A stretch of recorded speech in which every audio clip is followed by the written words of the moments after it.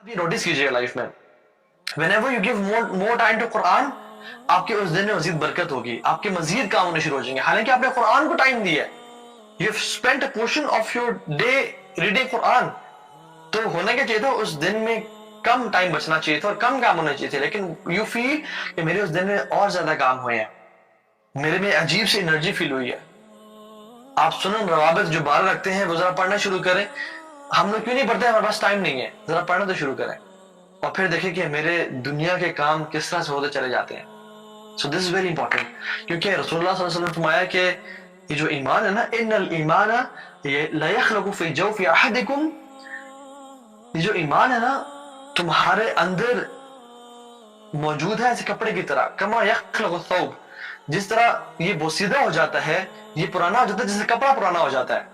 فصل اللہ ان یجدد الایمان فی قلوبکم, تو اللہ سے دعا کرو کہ وہ تمہارے ایمان کی تجدید کرتے رہیں, ریوائیو کرتے رہیں. جس طرح سے ایک کپڑا اگر میں یہ شرٹ اگلے سال تک پہن کے رکھتا ہوں تو آپ دیکھیں گے یہ شرٹ کہیں سے پھٹ رہی ہے, کہیں سے لوز ہو رہی ہے اور بوسیدہ اور بدبودار ہوتی جا رہی ہے. اسی طرح سے ایمان جو ہمارے دلوں کے اندر ہے وہ کیا کرتا ہے, آہستہ آہستہ پرانا ہوتا جاتا ہے, جیسے شرٹ پرانی ہوتی جاتی ہے.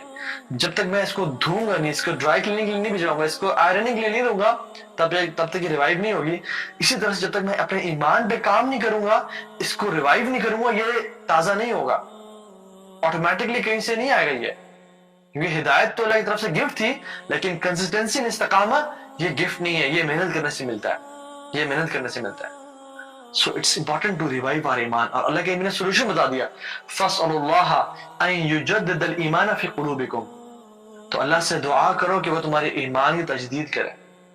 اور ایمان کی تجدید ہم کیسے کر سکتے ہیں؟ by reading the book of Allah subhanahu wa ta'ala, by doing ذکر اللہم صلی وسلم علی نبینا محمد.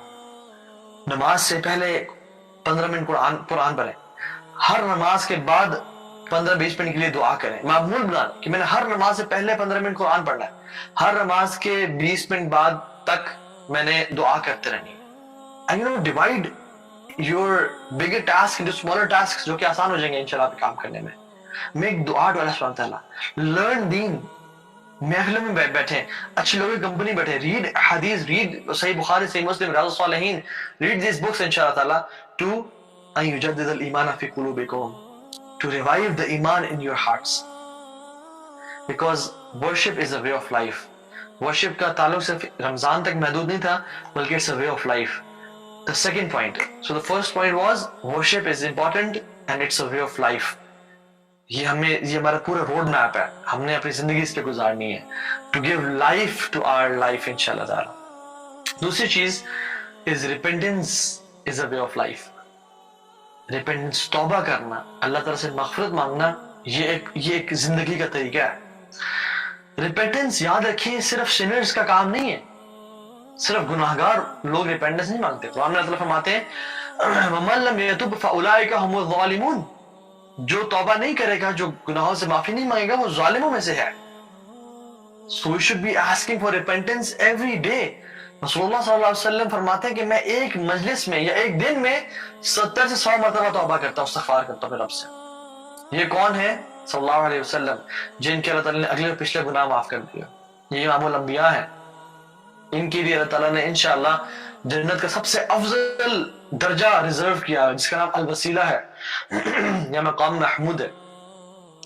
اللہ کے نبی صلی اللہ علیہ وسلم 70 سے 100 مرتبہ repentance مانگ رہے ہیں. کیا اللہ کے گناہ کرتے تھے؟ بھائی اعوذ باللہ, یہ الفاظ کہنا ہی مناسب نہیں ہے.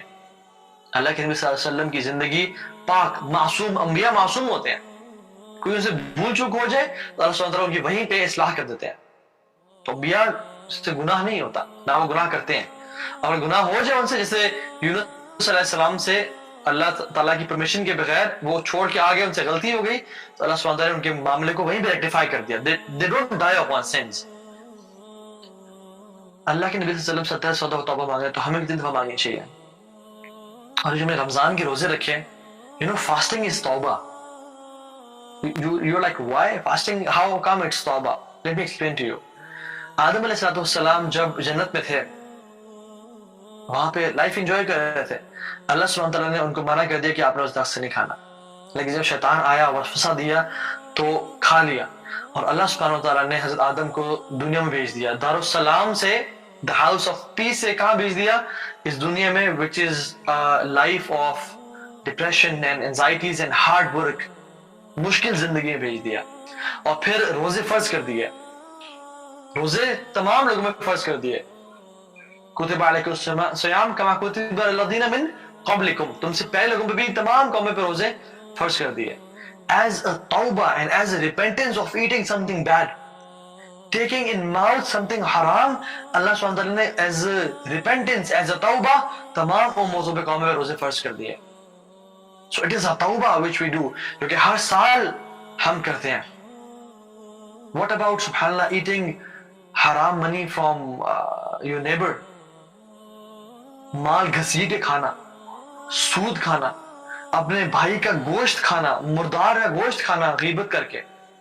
وہ تو جنت کا ایک پھل تھا جس کو اللہ نے حرام کیا ہوا تھا، اس سے کسی کو نقصان نہیں تھا، لیکن still it was a sin جس کی وجہ سے اللہ تعالیٰ نے آدم کو علیہ السلام کو دنیا میں بھیج دیا اور روزے فرض کر دیے، اور ہر سال ہم روزے رکھتے ہیں. What about the sin which harms people as well؟ کسی کی غیبت کرنا، کسی کی چغلی کرنا، حرام جھوٹ بول کے مال بیچنا اور اس کو کھا لینا. اللہ اکبر. Shouldn't we be repenting on our sins؟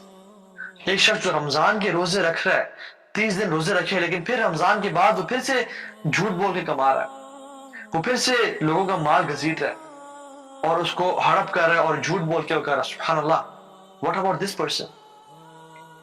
How will answer اللہ سبحانہ وتعالیٰ کہ اللہ میں نے رمضان کے روزے تو رکھے for the sin that Adam did، لیکن میں رمضان کے بعد پھر سے اپنی زندگی کو گناہوں سے بھر دیا. سبحان اللہ. یہ ہمیں بہت امپورٹنٹ چیز ہے جو ہمیں یاد دلانی چاہیے کہ we should be fasting from sins as well.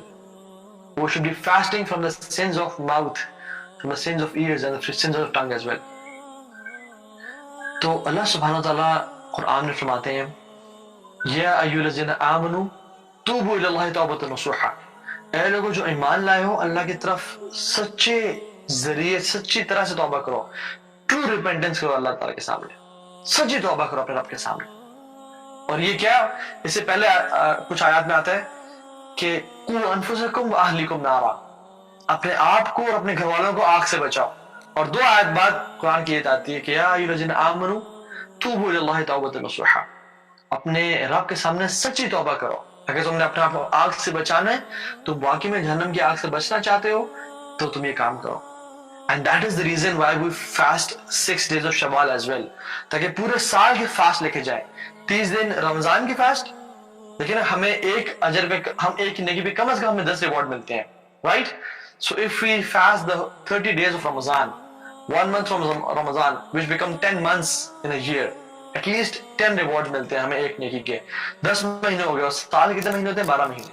So اللہ سبحانہ تعالیٰ نے ہمیں کہا کہ 6 روزے جو اور رکھ لے شوال میں، it is as if he has fasted for the whole 1 year، which means when you come to Allah subhanahu wa ta'ala on the day of judgment you can say کہ یا اللہ میں سارے سال روزہ رکھ کے آیا، میں ساری زندگی اپنے روزے رکھ کے آیا، تو آپ مجھے معاف کر دیں. and this is a way of true repentance.